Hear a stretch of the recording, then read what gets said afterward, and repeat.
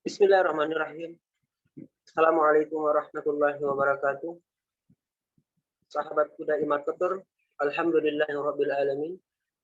Pada kesempatan ini akhirnya kita telah sampai pada suatu agenda di mana di sesi ini kita akan mengulas, mengkaji terkait program Dai Marketer. Alhamdulillahillazi da'wana bini'mati wa sallallahu ala sayyidina Muhammad wa ala alihi wa sahbihi ajma'in wa mawala. Sahabatku Dai Marketer, bagi sahabatku yang belum sempat untuk bergabung di sesi materi ini, insya Allah sahabatku Dai Marketer bisa mengakses di beberapa channel Dai Marketer, baik itu di YouTube, di Facebook, ataupun juga di Instagram. Insya Allah ini adalah salah satu kontribusi kami sejak kami mengadakan program Dai Marketer, sejak kita memulai langkah-langkah untuk proses yang berkesinambungan dalam silaturahmi kita bersama. Alhamdulillah. Baik, kita bersama-sama mengucapkan Bismillahirrahmanirrahim untuk memulai materi kita. Semoga apa yang kita lakukan hari ini adalah salah satu majelis ilmu yang insya Allah bisa menjadi kebaikan yang secara berkesinambungan, istiqomah, selalu menyentuh kebaikan-kebaikan baik itu dari dunia maupun dari sisi akhirat. Insya Allah. Baik, sahabatku Dai Marketer dimanapun berada, mungkin sebahagian sahabatku dimanapun berada masih sangat asing atau masih merasa memiliki suatu pertanyaan apa sebenarnya itu Dai Marketer.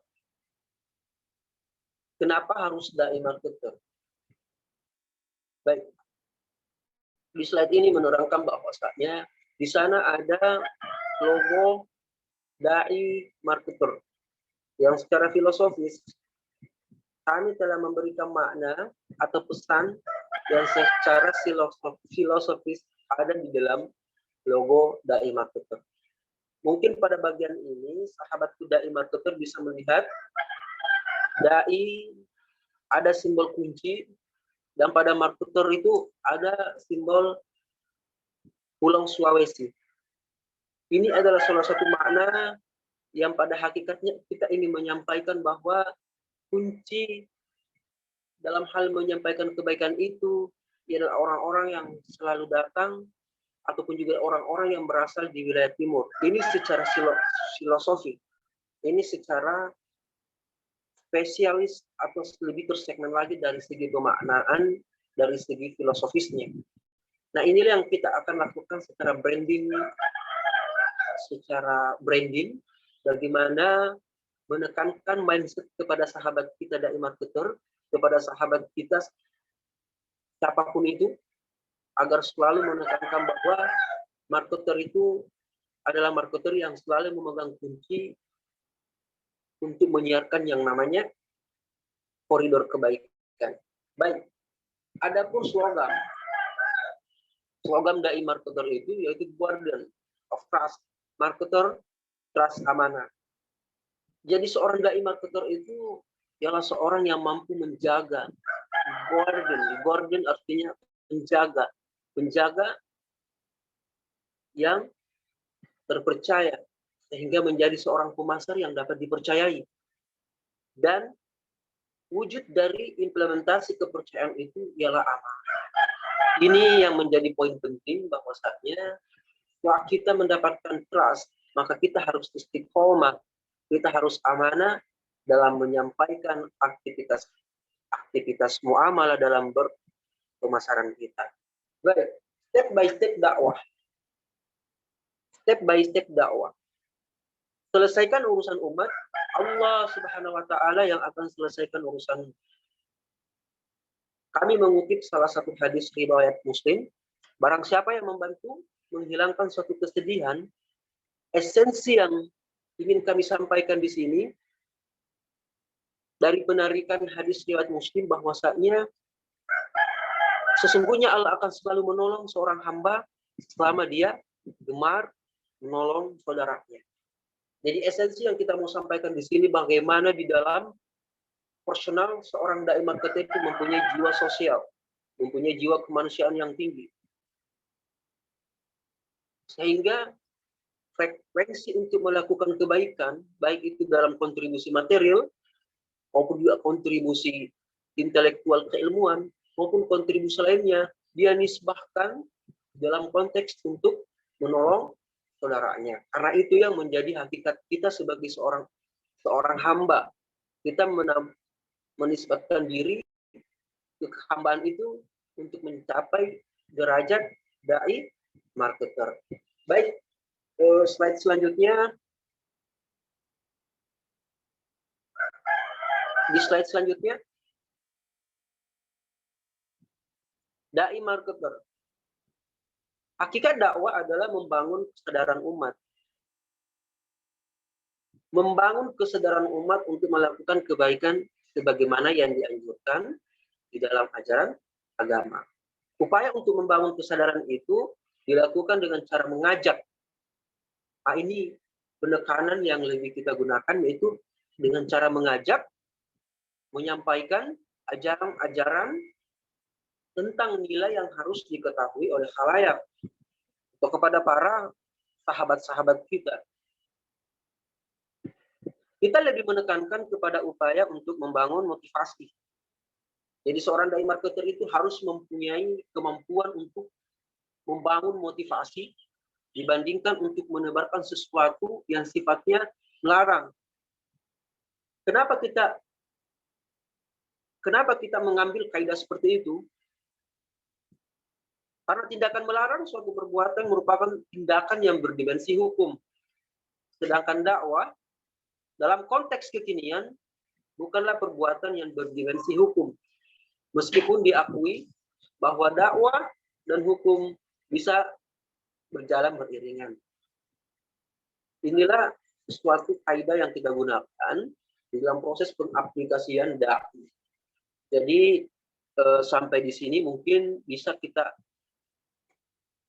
berkesimpulan bahwasanya hakikat dakwah bagaimana kita berperan aktif di dalam itu untuk menyampaikan nilai. Nilai yang disampaikan itu harus signifikan diketahui oleh khalayak karena itu bersifat kebaikan. Baik, slide selanjutnya.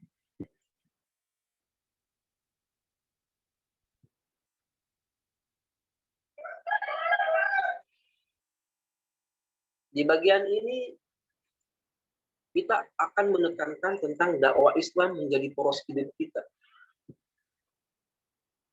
Sisi kehidupan kita mencakup semua keseluruhan aktivitas bermuamalah dakwah yang menjadi poros hidup kita. Apa-apa saja yang menjadi lingkup dalam poros dakwah itu sendiri.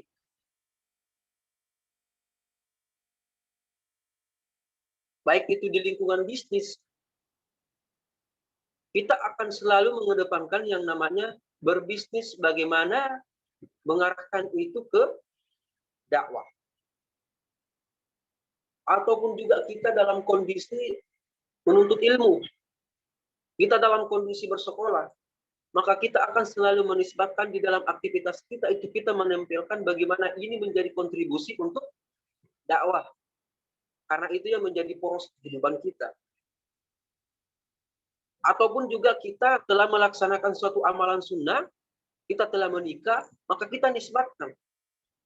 Kita tujukan kepada tujuan ini adalah untuk dakwah. Selanjutnya, masyarakat. Masyarakat pun juga suatu nilai sosial yang harus kita gunakan adanya kesinambungan untuk menyampaikan itu dengan cara bermasyarakat. Supaya esensi penyebaran dakwah itu merata. Selanjutnya, harta. Hakikat dari harta menjadi poros dakwah yaitu ada kaidah-kaidah yang memang harus ditujukan bahwa harta yang kita miliki ini agar menjadi sisi amal. Sisi amal yang kita maksud di sini ditujukan untuk kegiatan dakwah dalam poros hidup kita. Kemudian aktivitas apapun itu, aktivitas rekreasi pun juga kita selalu menisbatkan itu dalam keadaan bagaimana kita mendapatkan bagian untuk menegakkan ataupun juga melaksanakan dakwah. Baik, kenapa dakwah Islam menjadi poros hidupnya? Karena itu yang menjadi visi hidup kita. Di dalam Al-Quran, surah Al-Ahzab, nomor 72, Allah Subhanahu wa Ta'ala berfirman, Inna a'radana la amanata ala samawati wal ard wal jibala wa aina ay yahmalnaha wa ashafaqna minha wa hamalaha al-insana innahu kana zaluman jahula. Sesungguhnya kami telah mengemukakan amanah kepada langit, bumi, dan gunung-gunung. Maka semuanya enggan untuk memiliki amanah itu. Dan mereka khawatir akan mengkhianatinya. Dan dipikulah amanah itu oleh manusia. Sesungguhnya manusia itu amat zalim dan amat bodoh. Kita merujuk pada sesuatu hal yang sudah menjadi persaksian bahwa kita telah menerima amanah yang besar oleh Allah Subhanahu wa Ta'ala. Amanah yang besar itu adalah agama. Agama ini agama yang menjadi poros kehidupan kita, menjadi sentral yang kita lakukan untuk melakukan aktivitas dakwah. Baik, ketika kita sudah mendapatkan yang namanya amanah dan kita telah melakukan itu secara sentralisasi, poros kehidupan kita yaitu tujuannya untuk dakwah Islam, maka kita akan bertanya, kenapa harus 100% syariah?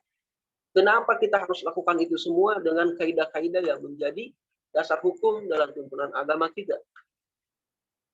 Yang pertama, dalam surat An-Anbiya nomor 107, Allah Subhanahu wa Ta'ala berfirman, "Wa ma arsalnaka illa rahmatan lil alamin." Dan tidaklah kami mengutus kamu melainkan untuk menjadi rahmat bagi semesta alam. Kemudian di surah Al-Ahzab, bukti ketaatan kepada Allah dan Rasul-Nya, Allah Subhanahu wa Ta'ala berfirman, dan tidaklah pantas bagi laki-laki yang mukmin dan perempuan apabila Allah dan Rasul-Nya menetapkan suatu ketetapan akan ada pilihan yang lain.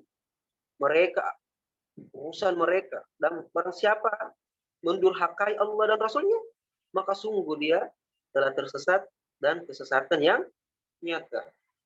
Inilah yang menjadi salah satu lentera bagi kita, bahwasanya pentingnya kita melaksanakan sesuatu koridor itu dengan konsep syariah.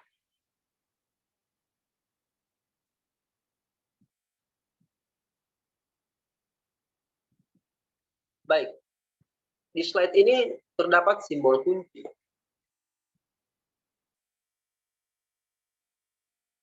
Dari awal kita menentukan bahwasanya dakwah Islam adalah menjadi poros kehidupan kita. Dalam proses pengaplikasiannya kita telah memegang suatu amanah di dalam agama kita sebagai hamba Allah. Nah, kuncinya apa, sahabat kuda imatul? Kuncinya apa? Kuncinya yaitu ilmu. Sebelum melaksanakan suatu amalan, sebelum melaksanakan suatu proses di dalam kehidupan bermuamalah, yang menjadi kunci awal ialah ilmu. Ilmu sebelum melaksanakan amalan ini. Baik, selanjutnya.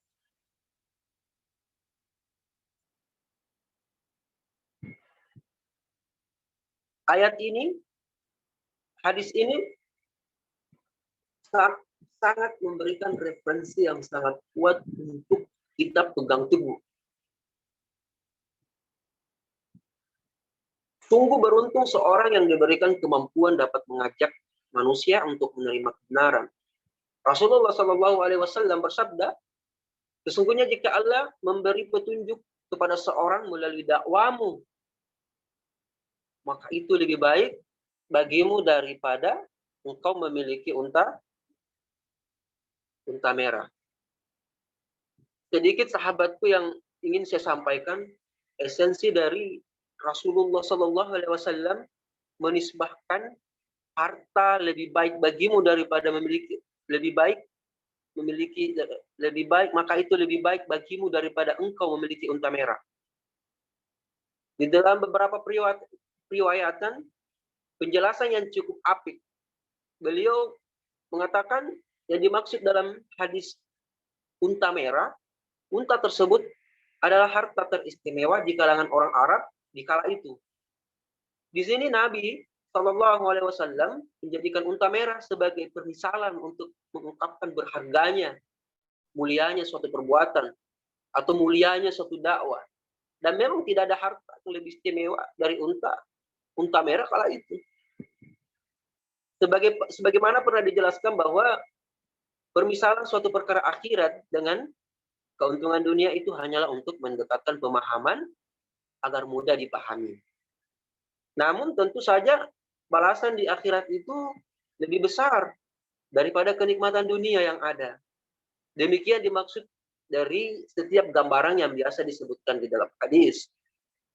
Sahabatku daimar kita, di tangan kita ada banyak kebaikan. Dan insya Allah ketika kita diberi pertolongan oleh Allah untuk menyampaikan kebaikan itu, maka itu suatu kebanggaan yang bisa dimiliki oleh sahabatku daimar kita.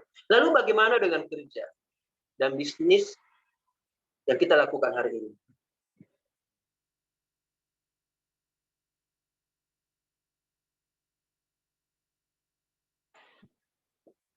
Bagaimana dengan kerja dan bisnis kita hari ini?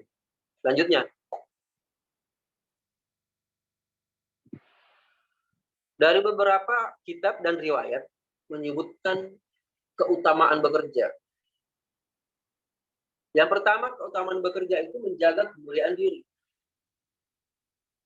Di dalam kitab Al-Jami juz 1 nomor 34, apabila Rasulullah SAW melihat seseorang kemudian merasa takjub, maka beliau bertanya, apakah dia bekerja? Jika orang-orang menjawab tidak, maka laki-laki akan jatuh hina di mata beliau. Para sahabat kemudian bertanya, bagaimana seperti itu ya Rasulullah? Beliau menjawab, jika seorang mukmin tidak bekerja atau tidak memiliki profesi, maka ia akan hidup dengan mengandalkan pertolongan orang lain atau hutangnya. Kemudian keutamaan bekerja yang kedua yaitu menutup dosa. Di dalam Muqaddimah Dustur halaman 278, di antara dosa-dosa ada dosa yang tidak bisa ditutupi dengan puasa dan sholat. Para sahabat bertanya, lantas apa yang bisa menutupi dosa itu ya Rasulullah? Rasulullah SAW menjawab, keseriusan dalam mencari rezeki. Selanjutnya, di keutamaan bekerja yang ketiga, memudahkan terkabulnya doa. Oleh sahabatku daimah, inilah yang menjadi poin penting. Betapa bekerja dengan koridor-koridor yang ditetapkan sehingga kita mendapatkan sisi keutamaan dalam bekerja. Di dalam hadis riwayat Muslim, Rasulullah SAW bersabda, wahai manusia, sesungguhnya Allah tidak akan menerima sesuatu kecuali yang baik. Dan sesungguhnya Allah memerintahkan kaum mukmin sebagaimana hanya ia memerintah para rasul. Kemudian ia berfirman, wahai para rasul, makanlah dari rezeki yang baik-baik dan berbuat baiklah kalian. Sesungguhnya aku mengetahui apa yang engkau kerjakan. Selanjutnya beliau bercerita tentang seorang laki-laki yang berada di dalam perjalanan yang sangat panjang hingga pakaiannya lusuh dan berdebu. Laki-laki itu lantas mengadahkan dua tangannya ke atas langit dan berkata, ya Tuhan, ya Tuhan. Sementara itu makanan yang dimakannya adalah haram, minuman yang diminumnya adalah haram, dan pakaian dikenakannya adalah haram. Dan ia diberi makanan dengan makanan-makanan yang haram, lantas bagaimana mungkin doanya dikabulkan? Wahai sahabat ulama, ketika kita mampu mendapatkan harta, sedikit banyak harta, tapi kita bisa diberi jaminan oleh Allah bahwa itu harta halal, maka itu akan menjadi keberkahan. Baik, Sahabat Kudai Marketer, di slide selanjutnya.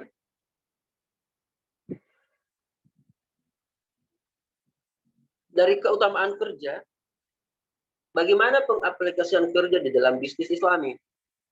Tentu dari bagian ini, penjelasan ini, kerja dan bisnis Islami. Yang paling pertama itu produknya Islami. Ya produk Islami, ya produk halal.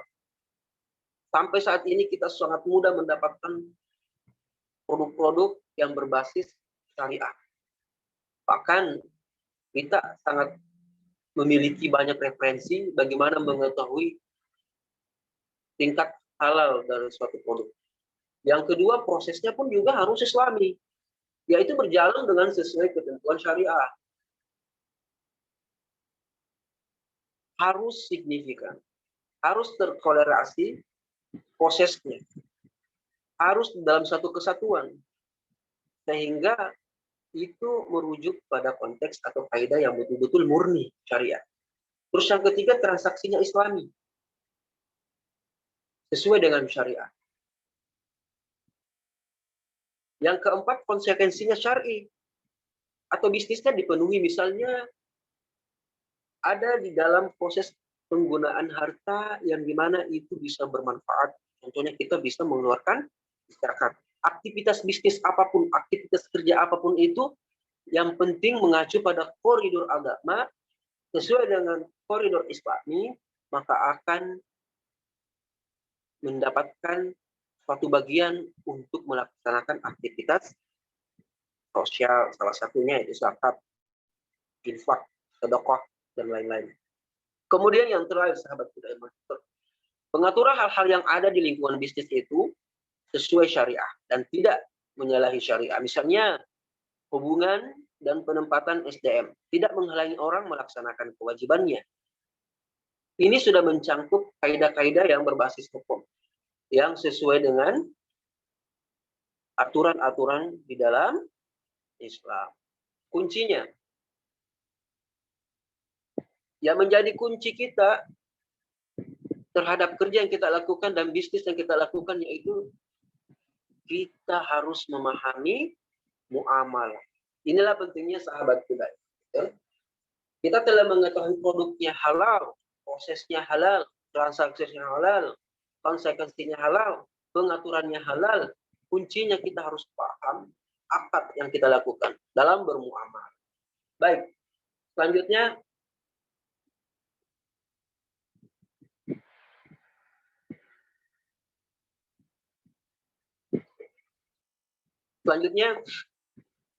di bagian ini, inilah yang menjadi esensi yang harus kita ambil sebagai seorang dai marketer. Amanah yang melekat di dalam diri kita adalah sesuatu hal yang harus melekat di dalam diri kita agar customer ataupun juga investor, relasi, siapapun itu akan selalu percaya kepada kita. Karena kita menekankan profesi di dalam kerja kita dan bisnis kita. Kita mampu menjaga amanah.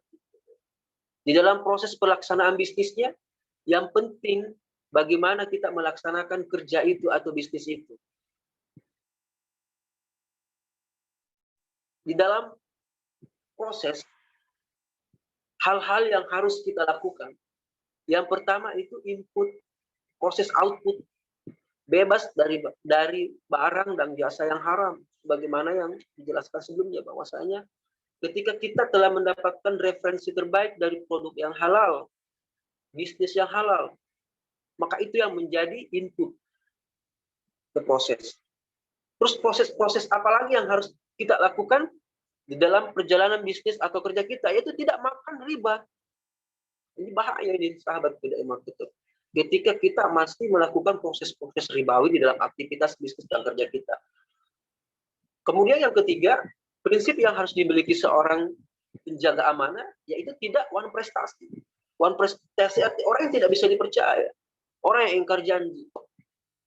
Kemudian apalagi, sahabat? Tidak melakukan suap. Tidak menipu. Tidak korupsi. Tidak zalim. dan tidak melakukan atau tidak memberi hadiah komisi dalam lobby bisnis atau apa istilahnya itu, suap. Jadi inilah proses-proses yang menjadi prinsip yang harus kita pegang sebagai seorang dai marketer agar mampu menjaga amanah dan trust akan semakin hidup dan menjadi karakter yang kita gunakan di dalam dai marketer. Baik, selanjutnya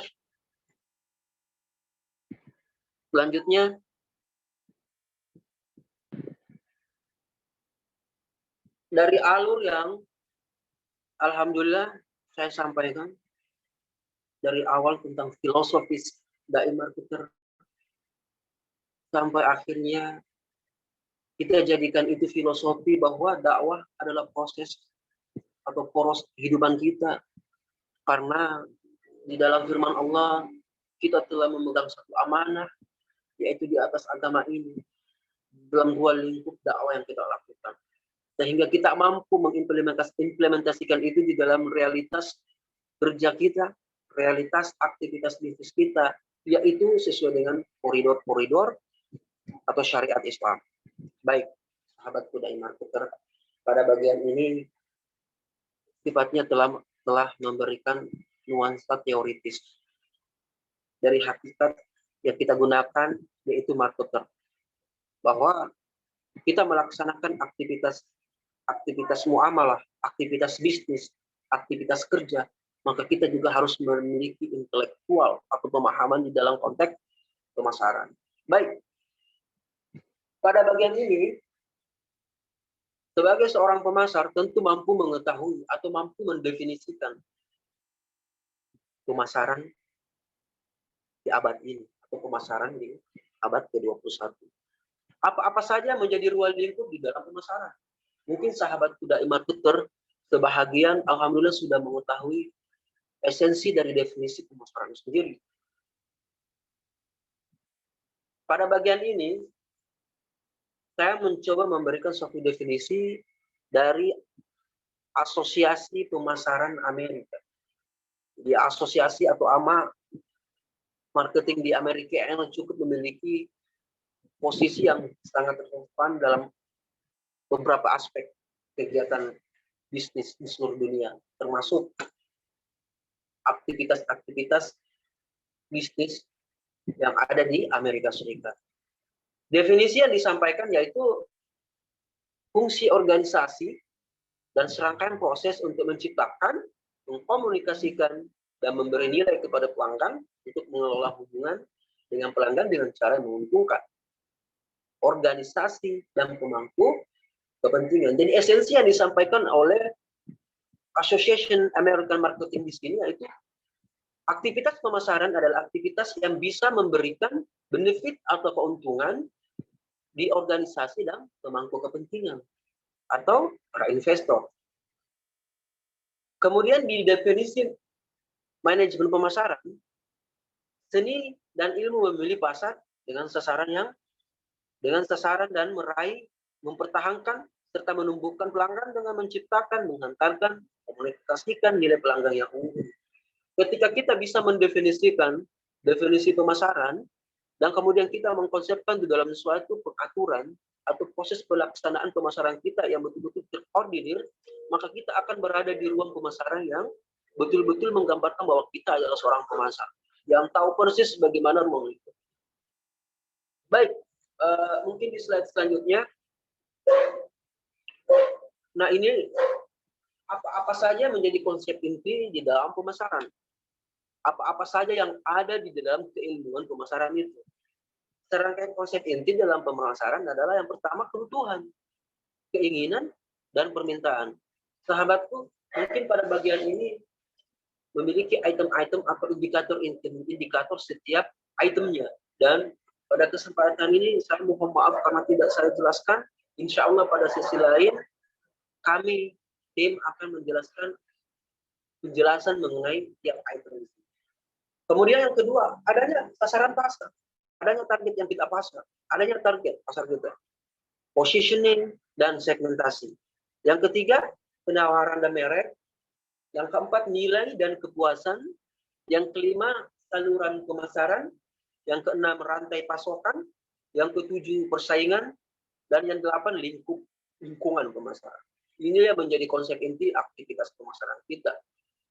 Yang sudah banyak literasi, banyak referensi yang menjelaskan terkait item-item. Intinya, sahabatku dari marketer, kita harus pahami dulu apa-apa saja yang ada di dalam konsep inti pemasaran. Ini menjadi gambaran umum, sehingga ketika kita mendapati sesuatu yang memiliki urgensi dalam pengetahuan di dalam bagian pemasaran itu sendiri, maka kita akan selalu mendapatkan apa? Mendapatkan informasinya karena kita sudah mengetahui konsep inti dari pemasaran itu sendiri. Baik, selanjutnya tentu di dalam aktivitas pemasaran kita harus tahu apa sebenarnya yang kita pasarkan. Pada materi ini kami memberikan 10 tipe entitas yang dipasarkan. Apa saja 10 tipe entitas yang dipasarkan ini? Yang pertama, barang. Barang itu sesuatu yang bisa dipegang atau fisik. Contohnya barangkali bisa dilihat di gambar produk until ID. Produk mungkin kalau sekarang kayaknya properti, produk pertanian, komoditas, dan lain sebagainya. Itulah salah satu entitas di bagian barang. Kemudian jasa. Jasa itu mencakup layanan-layanan, apakah itu jasa kedokteran, memberikan kita jasa kesehatan. Terus yang ketiga ada acara yang sifatnya edukatif, acara-acara yang melibatkan profesional. Kemudian yang keempat, pengalaman itu bisa saja jadi nilai atau value yang bisa menjadi entitas untuk tokoh-tokoh yang sudah menempati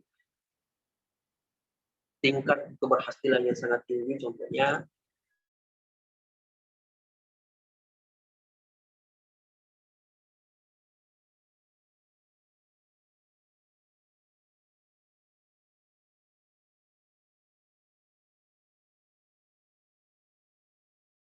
entitas yang bisa dipasarkan. Kemudian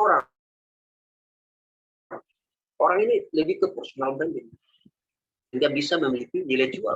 Mungkin kalau di zaman sekarang kita melihat selebgram ataupun juga endorse, influencer, mereka itu sebenarnya memiliki subjektivitas yang kita pasarkan. Kemudian tempat itu mencakup tempat yang sifatnya rekreatif, bisa saja seperti ekowisata, ataupun juga tempat-tempat yang memiliki nilai komersil. Kemudian properti di sini ya penekanannya, kalau kita di sini kan ada properti syariah.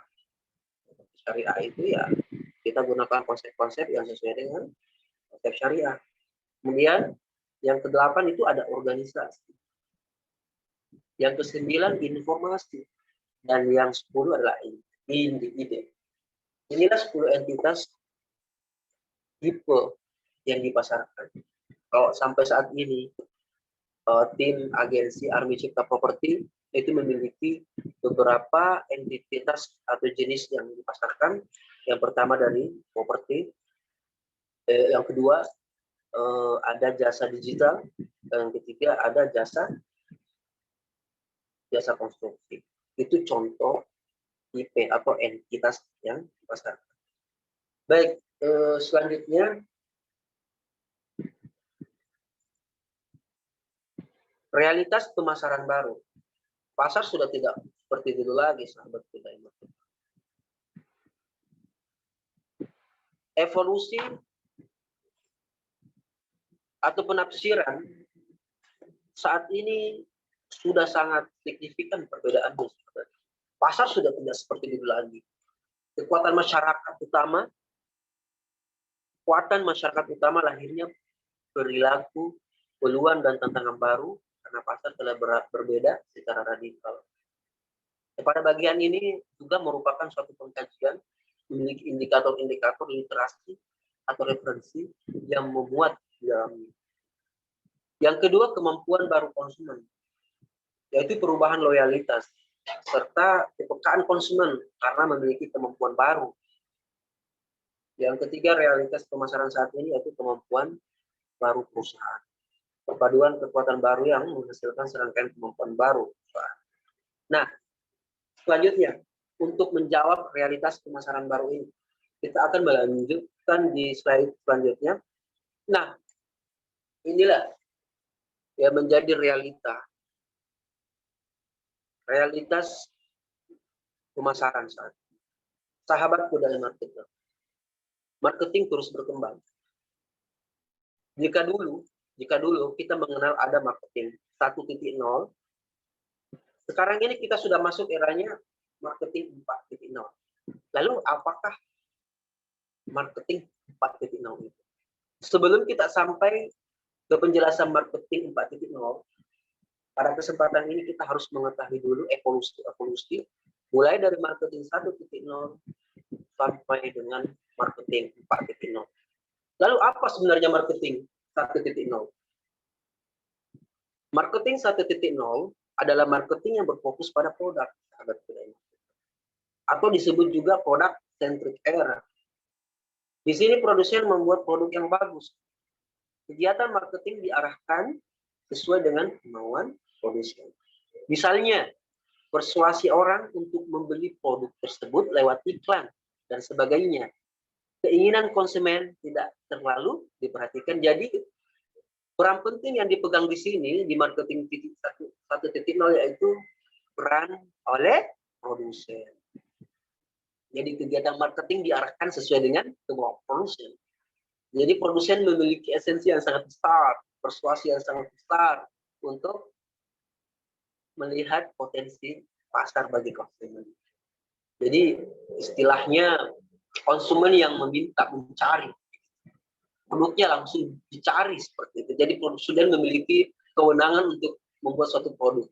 Apapun yang dibuat, konsumen akan mencari seperti itu. Jadi maksud dari persuasi orang untuk membeli produk tersebut lewat iklan dan sebagainya itu konsumen tidak diperhatikan. Karena kenapa? Produsen memiliki kedudukan yang sangat baik di zaman ini. Baik, sahabatku. Kemudian marketing 2.0 adalah marketing yang berfokus pada pelanggan. Di sini juga disebut customer centric. Di sini sudah ada pergeseran era lagi.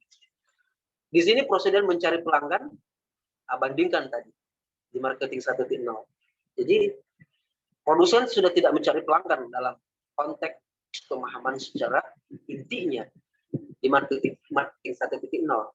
Di marketing 2.0 produsen mencari pelanggan, kemudian mempelajari need dan want pelanggan. Di sini sudah ada skala yang namanya skala riset. Setelah itu, mereka membuat produknya. Kegiatan marketing diarahkan sesuai dengan kemauan pelanggan. Tidak hanya produk yang bagus, produsen memperhatikan juga keinginan pasar. Jadi harus mendapatkan informasi yang realitas yang berdasarkan pada need and want.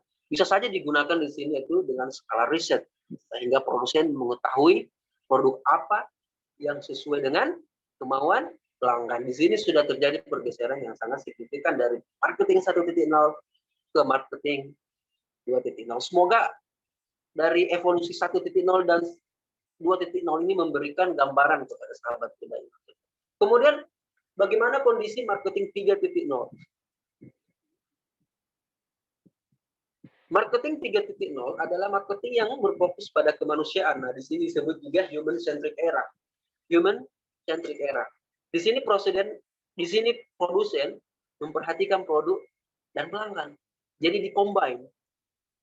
1.0 tidak memperhatikan pelanggan, 2.0 sudah mulai memperhatikan pelanggan, dan marketing 3.0 sudah kombinasi antara produk dan pelanggan.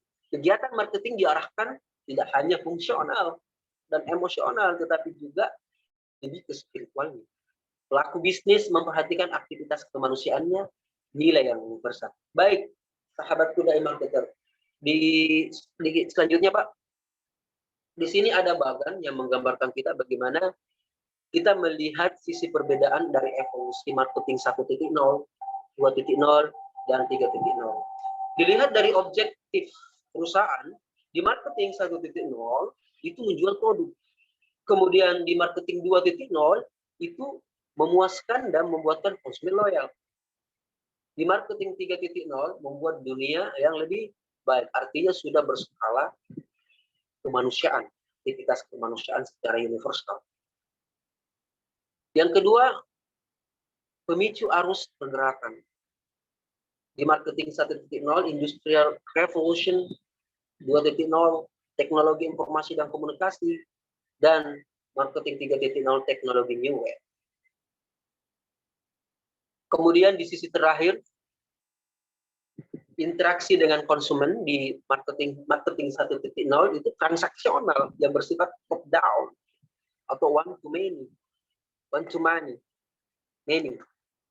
Di marketing 2.0 hubungan intimasi yang bersifat one to one, konsumen to consumer.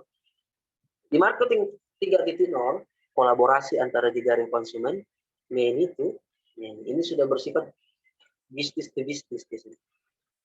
Semoga dengan ini bagan ini memberikan sahabat muda marketer gambaran terkait bagaimana evolusi marketing mulai dari 1.0, marketing 2.0 sampai marketing 3.0. Dan kita masuk pada marketing yang kita definisikan marketing pada abad ini, abad 21, yaitu marketing 4.0. Sebelum masuk ke marketing 4.0, kita harus menginformasikan tentang marketing insight di marketing 3.0. Baik, sahabatku dari marketer, di slide ini, di paragraf terakhir, di situ, di dalam bahasa sumber bukunya bahwa the future of marketing will be horizontal, customer to customer, behavioristic economic, downturn health, not foster trust in the marketplace, customers, not impressed, one to another for credible advice and information when selection product. Maksud dari bahasa ini yaitu di mana pada zaman atau pada era marketing 3.0 kemampuan konsumen itu sudah intelektual dalam melakukan seleksi. Artinya konsumen memiliki kemampuan untuk memilih produk yang berkualitas. Ini yang menjadi insight-nya di marketing 3.0. Customer mempercayai bahwa bakalan ada kemudahan untuk mengakses produk-produk langsung. Jadi tidak lagi melewati saluran-saluran yang berribet-ribet kayak gitu, sampai akhirnya kita sekarang ini sudah menemukan yang namanya marketplace. Tapi ini belum sampai ke situ. Ini hanya gambaran saja bahwasanya customer langsung dengan produsen secara customer to customer, tidak lagi melalui sisi perantara di dalam situ. Inilah esensi yang disampaikan oleh marketing insight 3.0. Jadi kemampuan customer itu sudah memiliki intelektual untuk memilih atau menseleksi produk. Baik, di slide selanjutnya sampailah kita di definisi atau di marketing 4.0. Insya Allah di bagian ini saya harus berhati-hati untuk menyampaikan karena inilah era kita. Disinilah kita mampu melihat kondisi terhadap aktivitas kita di dalam melakukan aktivitas pemasaran. Baik, marketing 4.0, marketing yang berfokus pada kemanusiaan di era digital 3.0 dan digital. Jadi suatu mengkombinasikan interaksi antara online dan offline. Sahabatku, mengkombinasikan antara aktivitas online dan offline. Selain itu, juga mengintegrasikan antara style dan substance. Artinya, merek tidak hanya mengedepankan branding bagus, sahabat, tetapi juga konten yang relevan dengan pelanggan. Inilah realita yang kita lihat sekarang, sampai aktivitas-aktivitas di media, aktivitas-aktivitas internet, aktivitas pemasaran itu melahirkan beberapa profesi karena sudah masuk di era ini. Saya akan jelaskan branding in today textbook. Di bagian bawah, sebelum kita mencapai yang namanya brand equity, artinya pada bagian atau tahap ini, saya akan menjelaskan merek tidak hanya mengedepankan brand yang bagus. Mohon dicatat sahabat. Merek tidak hanya mengedepankan branding bagus, tetapi juga konten yang relevan dengan pelanggan. Sebelum sampai kepada relevansi kepada pelanggan atau mensinkronisasikan antara psikologis pelanggan, kita harus memahami yang namanya branding atau tahapan di dalam aktivitas branding. Yang pertama yaitu ada branding awareness, brand awareness. Brand awareness yaitu kemampuan konsumen untuk langsung mengenali dan mengingat suatu merek. Jadi aktivitas branding awareness itu konsumen itu langsung bisa mengenali produk kita. Apakah itu dalam bentuk warna, logo, ataupun juga image. Jadi kemampuan seorang kreator atau marketer membuat satu produk yang dimana desainnya itu atau logonya itu mudah diingat. Contohnya seperti itu. Itulah yang masuk dengan kategori brand awareness. Mungkin pada saat ini ketika kita melihat logo Aqua ataupun juga logo-logo yang sudah branding seperti di branding di bidang otomotif, contohnya Toyota, maka itu akan mudah sekali kita mengetahui ketika melihat logo. Oh, logo ini contohnya ini produknya Toyota loh. Nah, itulah yang disebut dengan kemampuan brand awareness, kemampuan konsumer untuk mengetahui produk kita dari sisi warna atau logo. Kemudian brand association.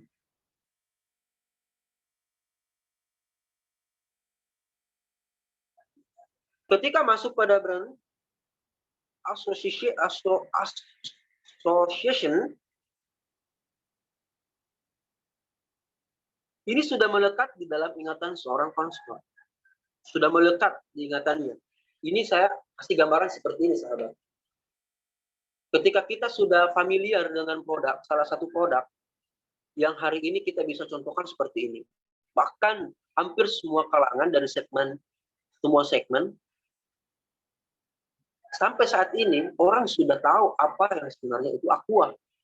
Dari brand ini, Aqua yang selalu menjadi identitas ketika kita akan melakukan aktivitas pembelian. Karena kenapa ini di posisi brand association ini sudah melekat di dalam ingatan kita. Sudah melekat di dalam ingatan kita. Contoh seperti ini, sahabat. Ketika kita pergi ke suatu toko dan kita memesan suatu produk kepada penjual, kita memesan, tolong saya pesan satu Aqua.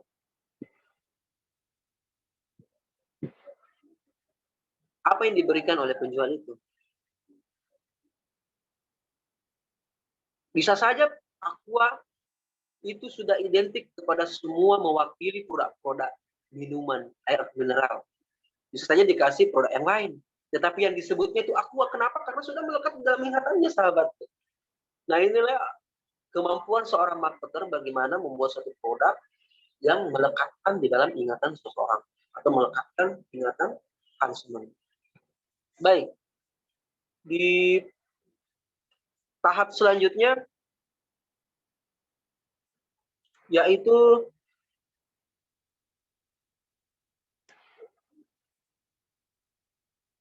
perceived quality. Perceived quality yaitu penilaian persepsi.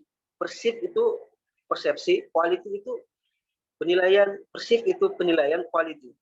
Kemampuan konsumen terhadap keunggulan suatu produk secara keseluruhan. Di sini konsumen telah mampu memberikan suatu persepsi baik atau buruknya terhadap suatu produk. Nah, ketika kita saat ini sebagai seorang pemasar mampu membuat suatu produk yang langsung memberikan indikasi baik atau indikasi indikasi manfaat kepada konsumen, maka langsung menimbulkan asumsi atau persepsi baik terhadap produk kita. Nah, ini yang masuk kategori perceived quality. Kemudian brand, kita melangkah kepada brand loyalty. Brand loyalty itu dalam pemasaran untuk menggambarkan seberapa kuat preferensi seseorang konsumen terhadap sebuah produk bila dibandingkan dengan merek lainnya. Loyalitas seringkali diukur dengan seberapa banyak pembelian ulang. Jadi di dalam tahap brand loyalty, di sini konsumen telah merasakan produk kita, sehingga ada kesimpulan dari aktivitas pembelian atau penggunaan produk kita sehingga melakukan setelah melakukan repeat, melakukan pembelian ulang, bahkan sudah menjadi favorit. Contoh barangkali kalau kita melihat aktivitas pemasaran saat ini, kita sangat bangga ketika memiliki suatu brand yang sudah memiliki posisi kesetiaan, sudah sangat setia pelanggan kita terhadap branding kita. Ada nilai psikologis atau nilai yang menjadi kebanggaan terhadap produk kita ketika dimiliki oleh konsumen kita. Nah, itu yang dimaksud dengan brand loyalty. Lalu masuk kepada brand equity. Nah, inilah sebenarnya untuk sampai ke sini adalah sesuatu yang sudah sangat berskema bisnis, sahabat. Artinya ekuitas merek mengacu pada premi nilai yang dihasilkan perusahaan dan sesuatu produk dengan mudah dikenal. Di sini sudah melibatkan sektor-sektor yang bisa dilakukan aktivitas bisnis. Yang mana yang disebut dengan ekuitas merek itu, sahabat. Contohnya langsung kepada contoh. Contohnya itu Alfamart. Alfamart sampai saat ini itu brand yang sangat memiliki ekuitas yang sangat tinggi, sehingga memiliki nilai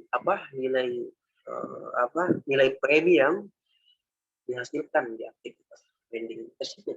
Orang menggunakan branding Alfamart itu tentu aktivitas bisnis yang ada di situ.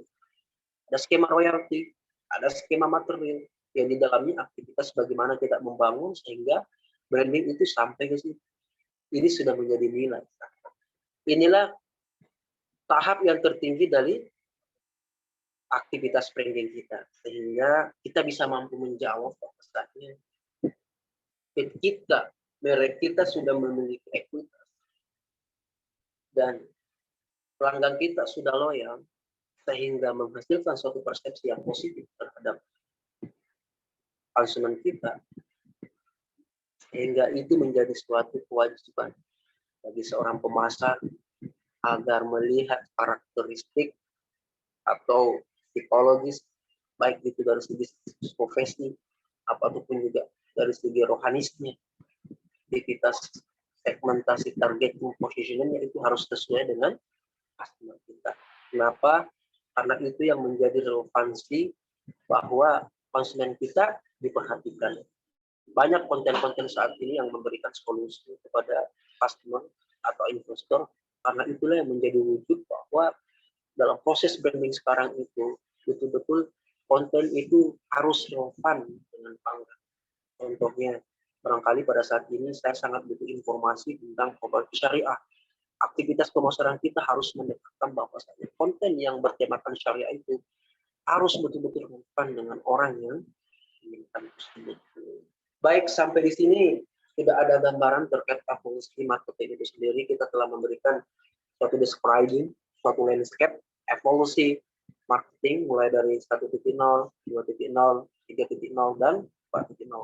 Semoga dengan ini kita telah mendapatkan suatu konklusi dalam materi-materi pemasaran di abad ini. Baik, di slide selanjutnya Nah, ini masuk pada bagian yang saya sebelumnya adalah gambaran secara umum realitas yang ditinjau dari akademik, dari literasi ataupun juga referensi dalam buku pemasaran. Nah, sekarang kita masuk dalam aktivitas praktik. Di sini kami memperlihatkan varian di dalam strategi pemasaran agar tepat sasaran. Kita menawarkan 9 varian strategi di dalam aktivitas pemasaran kita di dalam menjalankan produk yang ada di dalam agensi. Yang pertama contohnya walk-in, datang langsung, atau canvassing. Ini bisa kita lakukan dengan cara-cara yang profesional, ataupun juga dengan cara bekerja sama dengan agent untuk memperluas channel atau saluran-saluran mitra kita. Kemudian yang ketiga, yang sekarang ini yang populer digunakan yaitu digital marketing. Digital marketing ya kita mengandalkan aktivitas media sosial yang sekarang ini sudah banyak referensi terbaik yang bisa kita ikuti, yang kita bisa pelajari dari expert-expert atau pelatih-pelatih yang sudah memiliki notabene ini profile yang sangat bagus. Kemudian yang keempat, direct selling, personal to personal, aktivitas langsung. Kemudian strategi yang kelima, survei serentak. Ya, aktivitas survei serentak ini bisa saja di sektor properti. Ataupun yang keenam, kita melakukan perkumpulan, gathering.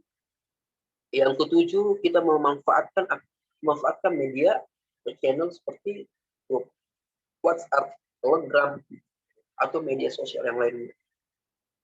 Kemudian yang ketujuh, kita bisa melakukan aktivitas seperti pameran, kita membuat suatu stand di sana, Car Free Day, atau event-event apapun itu. Dan yang terakhir, kerjasama dengan lembaga, perusahaan, dan komunitas. Ini semua bisa kita lakukan. 9 varian ini lebih ke spesifik bagaimana kita menjalankan aktivitas pemasaran kita di sektor properti. Baik, di slide selanjutnya. Sahabatku dai marketer, semoga materi ini adalah materi yang betul-betul memberikan referensi terbaik untuk kita, bahwasanya kita memiliki formula di dalam melakukan analisis. Aktivitas-aktivitas itu harus memiliki identitas. Seorang dai marketer itu dalam melaksanakan aktivitas atau strategi. Contohnya kita telah melaksanakan 9 varian strategi tersebut. Maka apa yang harus dimiliki seorang dai marketer? Yang pertama itu penampilan. Penampilan ini sangat dijaga, sahabat dai marketer. Kenapa? Karena itu memberikan kesan pertama bagi customer atau juga investor. Kita akan selalu tampil sebagai seseorang yang profesional, dan itu bisa dinilai menurut secara teori maupun juga secara praktik itu dari segi penampilan kita, karena itu memberikan pesan kita orang yang betul-betul profesional. Kemudian yang kedua, sahabatku dari marketer itu harus memiliki perilaku yang baik. Bagaimana yang di awal kami jelaskan bahwasanya perilaku itu harus berdasar kepada visi hidup kita apa. Poros kehidupan kita itu dakwah, kita harus lakukan itu sehingga kita selalu memegang yang namanya amanah, kepercayaan kepada Tuhan. Selanjutnya,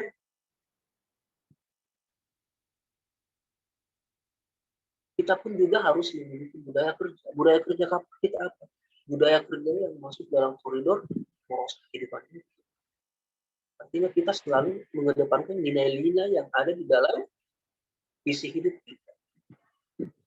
Kita harus memiliki budaya kerja, memiliki etos kerja, memiliki kejujuran.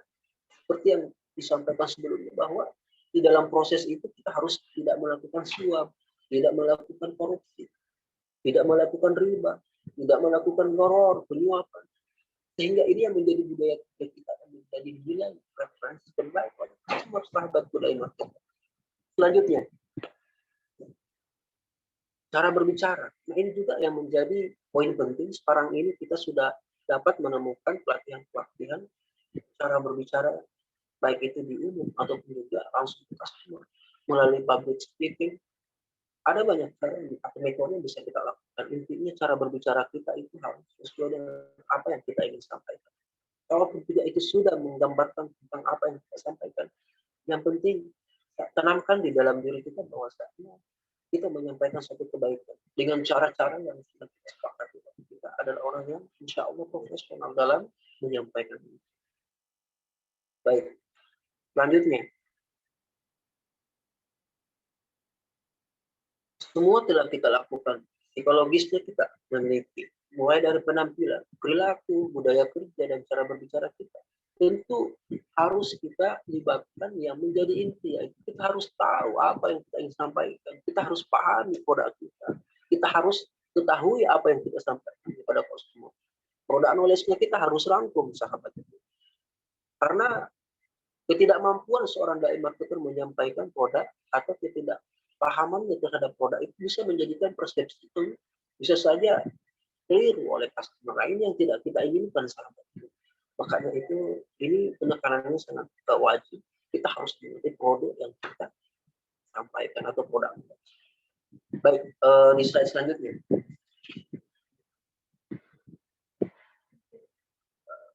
Empat, tipe pasar muslim. Nah, kita berada dalam konteks kita harus tahu tipe pasar itu. Tipe pasar seperti apa sebenarnya di dalam konteks pasar muslim. Pada saat ini kita melihat ada warna merah bukan pangsa pasar dan warna hijau pangsa pasar. Next, Pak. Nah, yang bukan pangsa pasar kita yaitu yang masuk dalam kategori liberal. Kenapa dalam konteks ini pada bagian ini kita tidak masuk dalam pangsa pasar kita liberal? Karena kita sepakat bahwa kita akan menyampaikan kebaikan. Kebaikan itu tidak hanya terbatas pada produk, tetapi melibatkan juga personalnya itu. Karena personal ini melibatkan seorang dai. Dai ini menyampaikan sesuatu yang sifatnya 100% syariah, yang sesuai dengan kaidah-kaidah yang diatur di dalam agama kita. Jika kita menggunakan atau menganggap pangsa pasar kita liberal, maka kita tidak diatur. Kita akan selalu menggunakan kaidah-kaidah yang penting bersifat, yang penting untung. Baik itu haram, tetap kita ambil karena ini untung. Selalu mengedepankan itu. Dan itu bukan pangsa pasar kita. Ketika kita melihat potensi yang sangat bisa merugikan dalam aktivitas pemasaran kita, kita jangan paksakan itu untuk kita ambil sebagai pangsa pasar kita.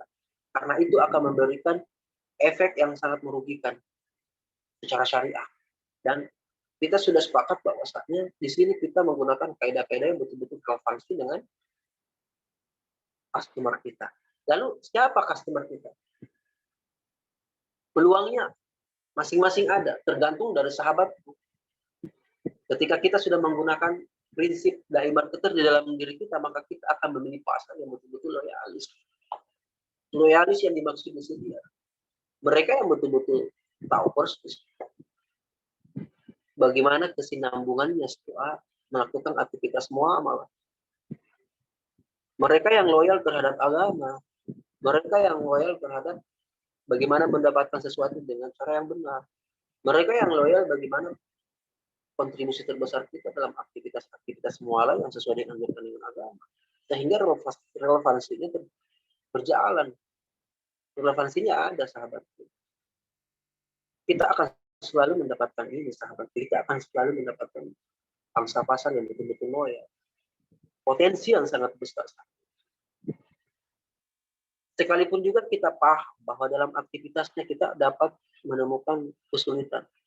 Tetapi ketika kita menautkan prinsip dai marketer di dalam diri kita, maka kita akan selalu bersemangat. Karena ada unsur dakwah dalam situ. Kita akan menemukan pasar kita yang loyal. Insya Allah. Nah, salah satunya konsumer yang pangsa pasar yang loyal seperti apa? Ya, salah satunya proses transaksinya kita dimudahkan.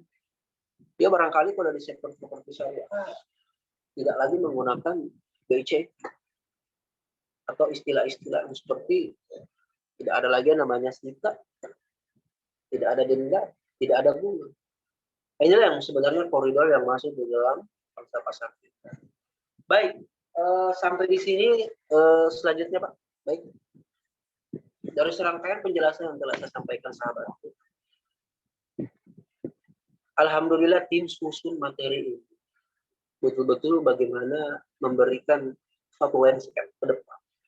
Tidak hanya produk yang kita jadikan sebagai referensi, tapi personalnya pun juga kita harus menjadi kunci. Karena kitalah yang menjadi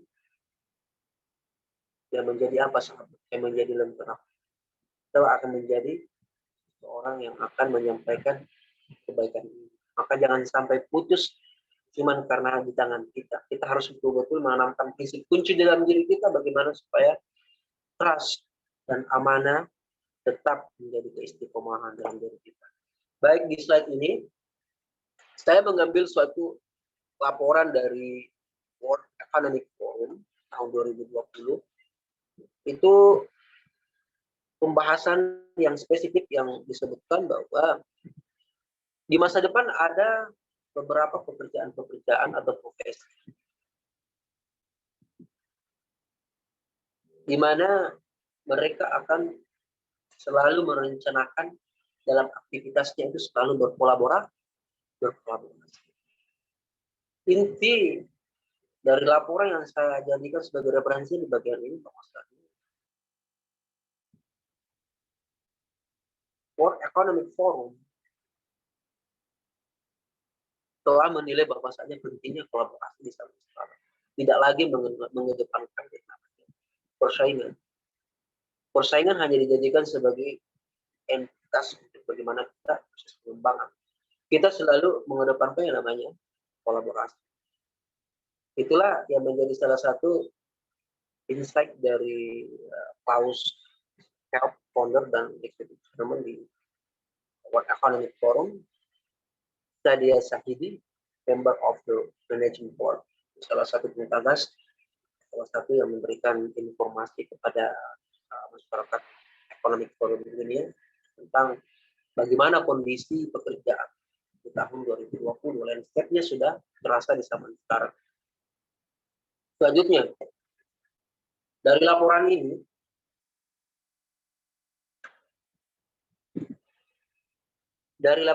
selanjutnya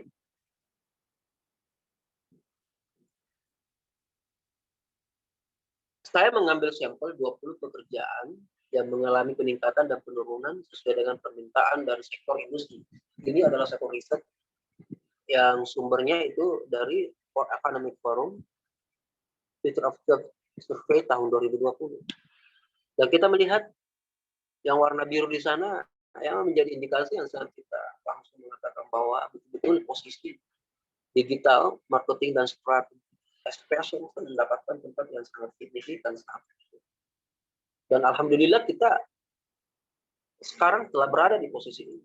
Sebagai seorang pemasar tentu harus mampu mengambil penafsiran yang sangat baik dari laporan ini.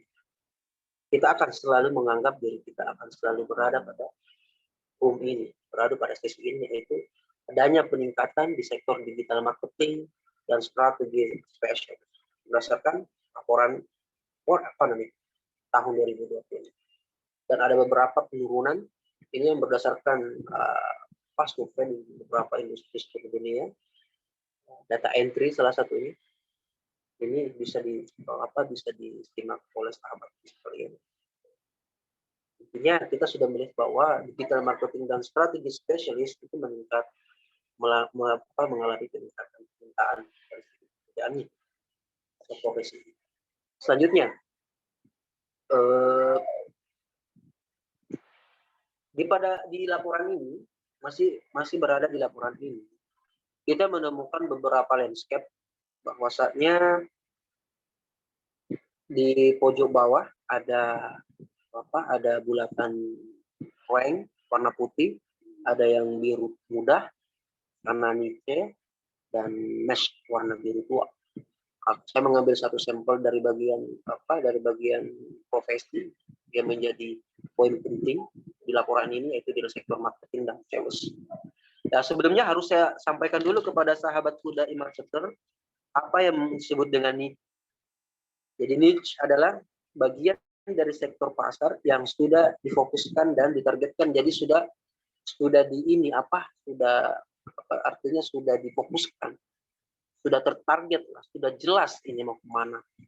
Kalau dari segi marketing itu yang masuk kategori niche juga growth hacker, growth manager, e-commerce specialist, commerce manager. Tetapi yang menjadi ini yang menjadi poin penting kita, mass market. Komunitas yang mempunyai potensi pasar yang sangat besar. Komunitas yang sudah mempunyai potensi pasar yang sangat besar. Tidak membedakan latar belakang ataupun juga kebutuhan khusus jadi sudah melebar pasarnya. Dan alhamdulillah kita berada di landscape sekarang ini, digital marketing tetap memiliki posisi yang sangat baik.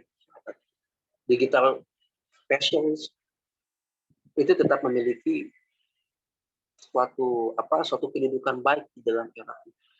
Pekerjaan yang sangat betul-betul dibutuhkan saat ini. Jadi di sektor marketing, belum lagi di sektor sales yang menjadi potensi pasar yang sangat luas itu. Kalau di profesi sales itu seperti customer success specialist, sales development representative, dan enterprise account executive.